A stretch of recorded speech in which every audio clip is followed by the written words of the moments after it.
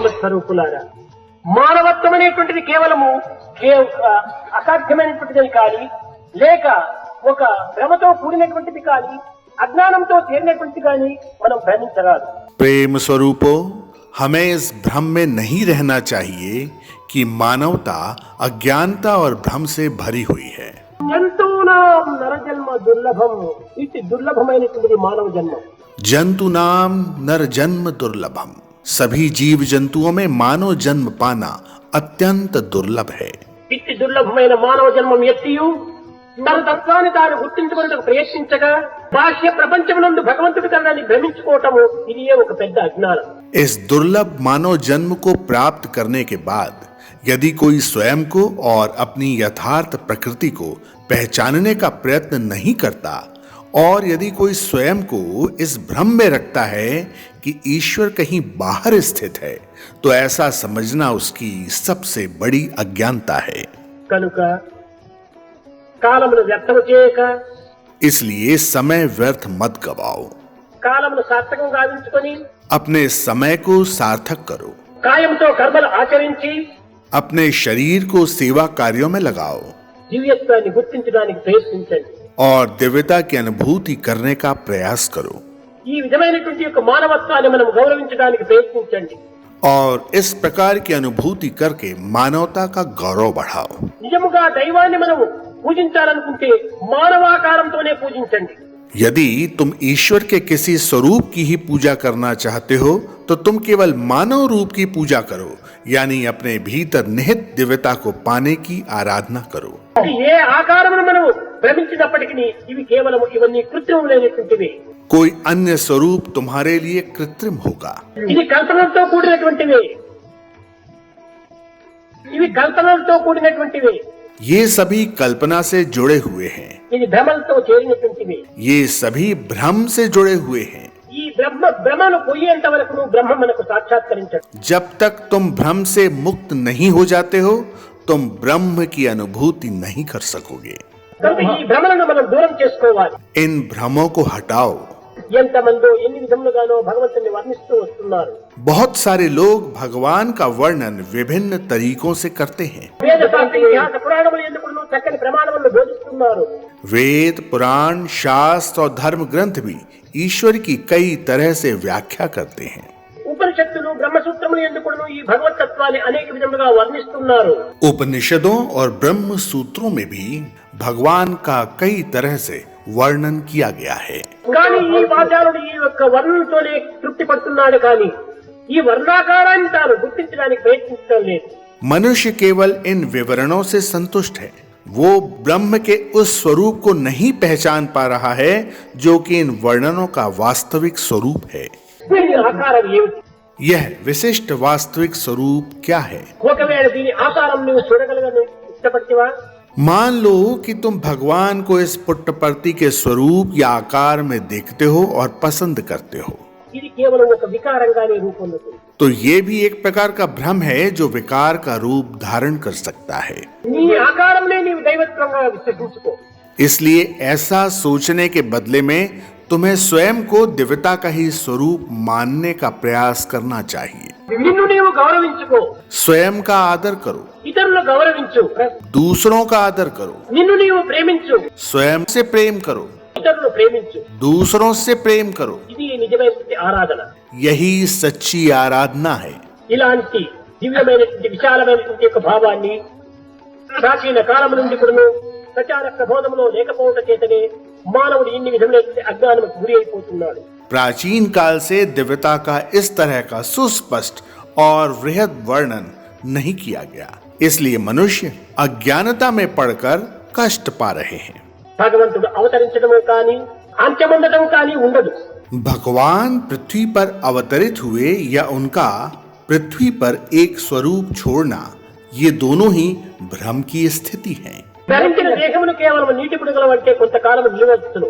मनुष्य का आकार यानी शरीर भी जो वो धारण करता है, पानी के बुलबुले की तरह सीमित समय के लिए ही रहता है.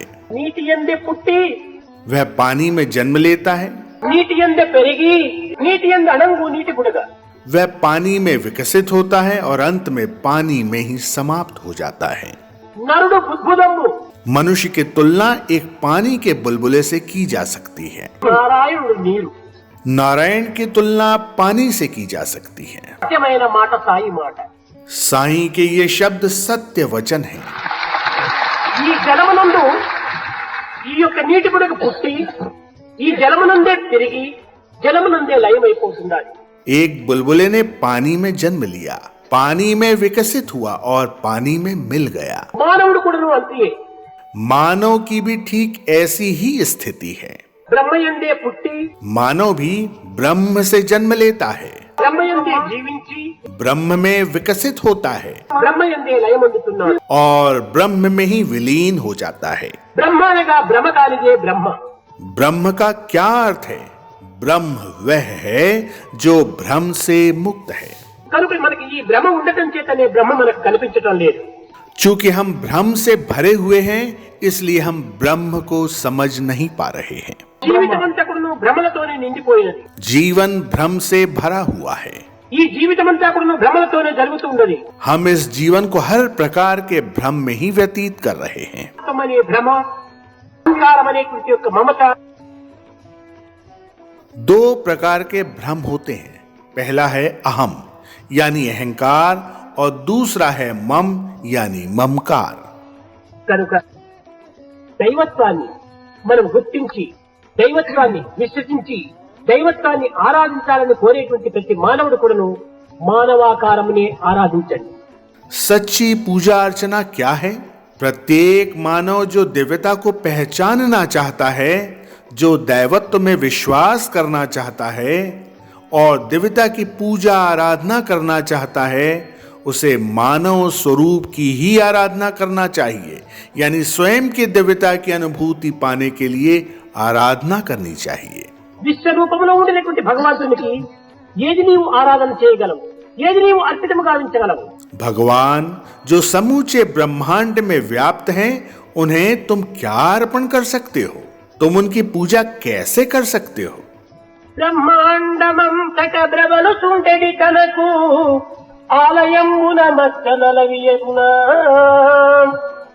वो ईश्वर जो समूचे ब्रह्मांड में व्याप्त है, तुम उसके रहने के लिए केवल एक मंदिर का निर्माण कैसे कर सकते हो? కోటి సూర్యుల కాంతి మేటిగలిగిన తనకు ప్రమిద ద్వీపమునెవరు పట్టగలరు? वो ईश्वर जिसका तेज करोड़ों दैदीप्यमान सूरज के बराबर है, उन्हें एक छोटा सा मिट्टी का तेल का दीपक कैसे अर्पण कर सकते हो? అజహరాదులకైనా అందని వాణిని ఏ రూపుని నించ ఎవరితరము? कोई उसके स्वरूप का वर्णन कैसे कर सकता है जिसे ब्रह्मा, विष्णु और महेश भी नहीं समझ सके हों? సర్వజీవులయందు సంచరించెడి తనకు సరి అయిన పేరిడ సాధ్యమగున? कोई उस ईश्वर को एक उपयुक्त नाम कैसे दे सकता है जो वास्तव में मानव के सभी स्वरूपों में निवास करता है? బ్రహ్మాండమంతట బొజ్జలోనున్నట్టి పచ్చభోజ్యము తనకు పెట్టదగునా? कोई उस आत्म स्वरूप भगवान को भोजन कैसे दे सकता है जिसके उदर यानी पेट में संपूर्ण ब्रह्मांड समाया हुआ है? అంతటనున్నదొక్కటే ఆత్మయను।